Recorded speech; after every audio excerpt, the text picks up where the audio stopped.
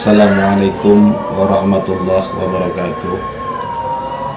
Alhamdulillah, wassalatu wassalamu ala sayyidina Muhammadir Rasulillah wa ala alihi wa sahbihi wa man walah. Wa ashhadu an la ilaha illallah wahdahu la syarikalah wa ashhadu anna sayyidana Muhammadan abduhu wa rasuluh la nabiyya ba'dah. Amma ba'du. Qala Allah Ta'ala fi kitabihil karim, a'udzu billahi minasyaitonir rajim.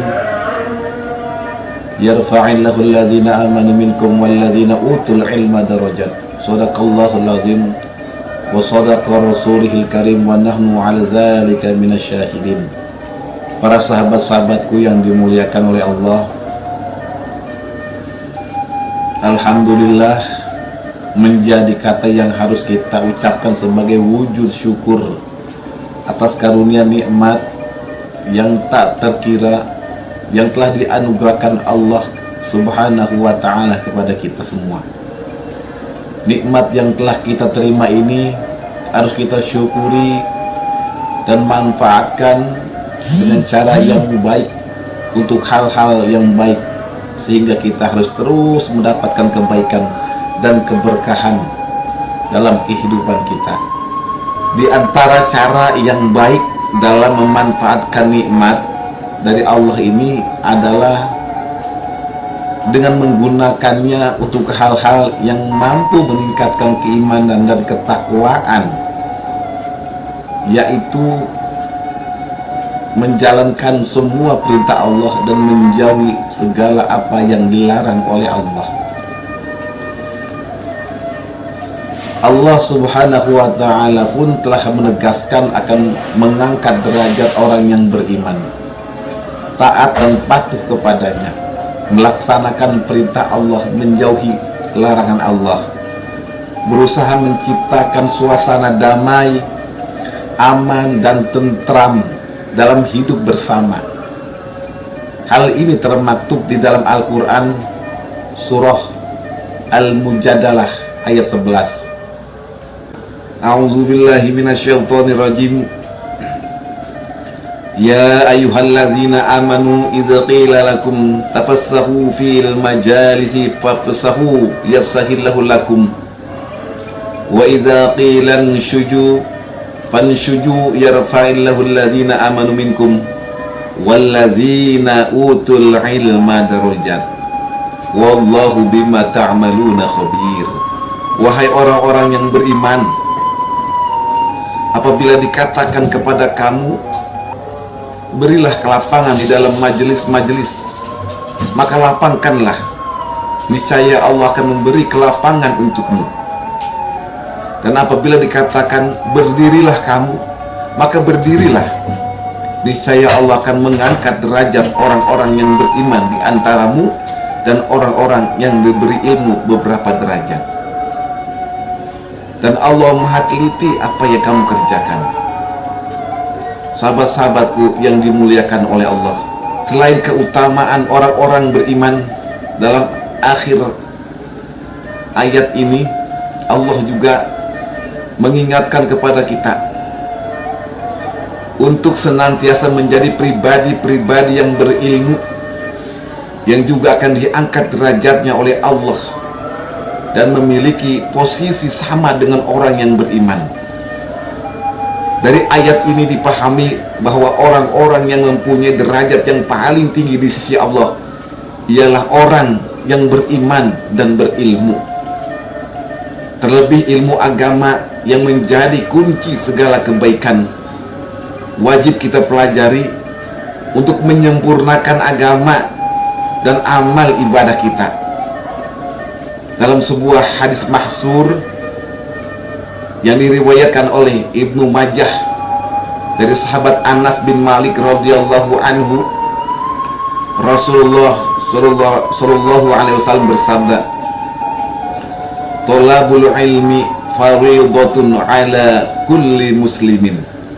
Artinya, menuntut ilmu itu wajib atas setiap muslim.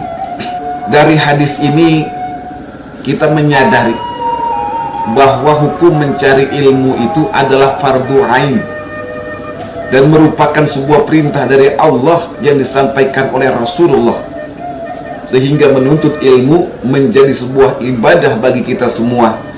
Dan ketika melaksanakannya, kita mendapatkan dua keutamaan langsung, yakni mendapatkan pahala karena sudah beribadah dan mendapatkan manfaat dari ilmu yang kita pelajari.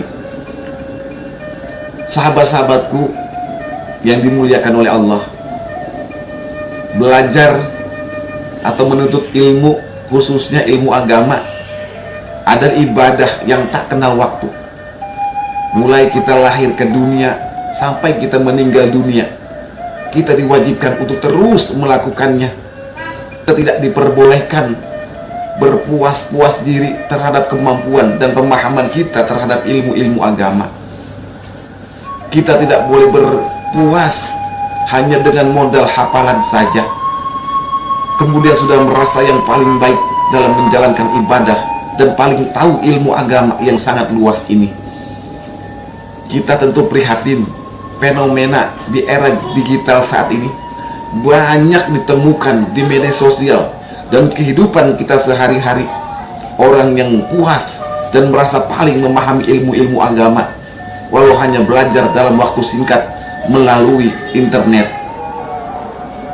Mereka belajar agama bukan dari sosok otoritatif atau bukan dari ahlinya, padahal dalam menuntut ilmu dibutuhkan syarat yang tidak sedikit.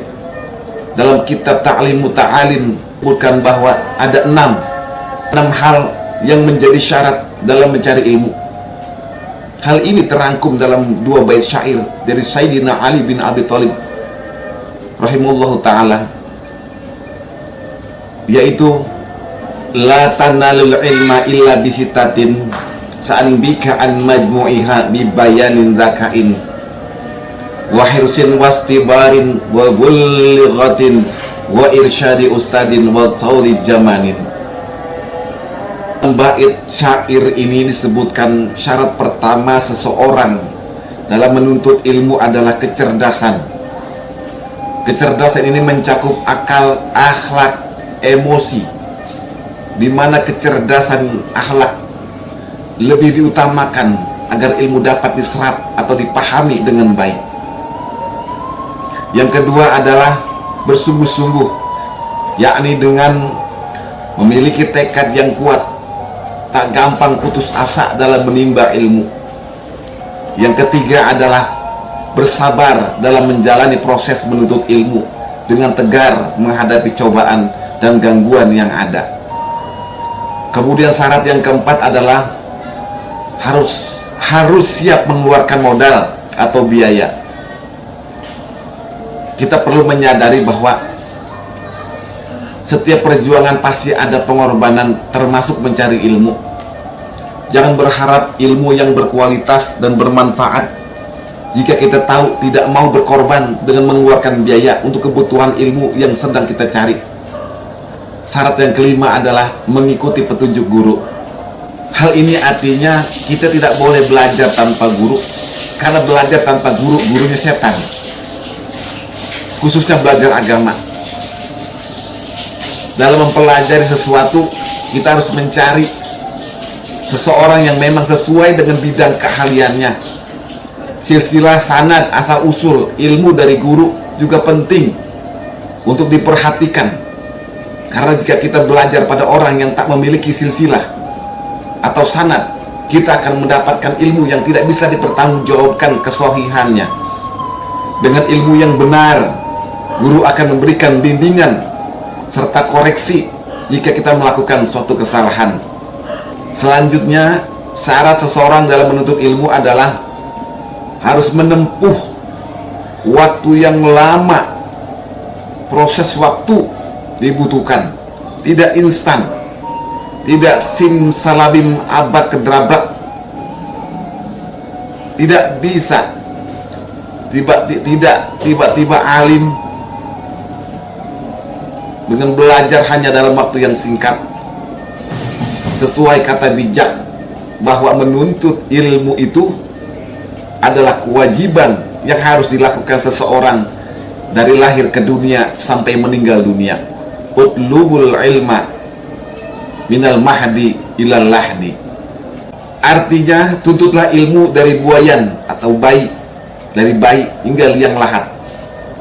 Sahabat-sahabatku yang dimuliakan oleh Allah, dapat ditarik kesimpulan bahwa belajar atau menuntut ilmu adalah sebuah kewajiban sekaligus ibadah yang harus dilakukan seseorang dengan memperhatikan syarat-syarat yang harus dipenuhi. Tidak gampang usaha dalam mencari ilmu, namun tidak boleh patah hati, patah semangat untuk mendapatkannya. Imam Syafi'i berpesan untuk kita semua, jika kamu tidak sanggup menahan lelahnya belajar, maka kamu harus sanggup menahan perihnya kebodohan. Demikianlah, semoga bermanfaat. Tafakum bihadza. Ihdinas siratal mustaqim. Wassalamualaikum warahmatullahi wabarakatuh.